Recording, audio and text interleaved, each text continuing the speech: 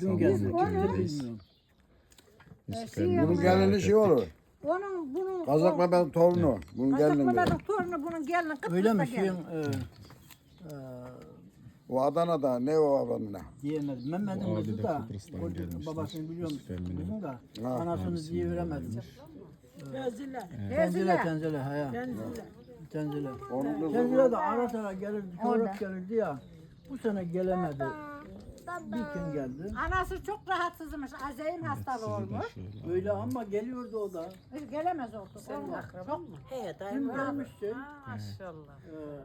Eyvallah. Emmimin de Umman kızı gelmiş. nasıl? Buradaydı. Evi güzel maşallah. He, yaptırdılar onu.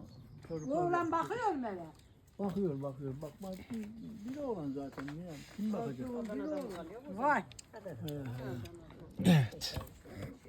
Güzelmiş dedesinin yeri. Pek güzel bura. Bahçeleri bolu.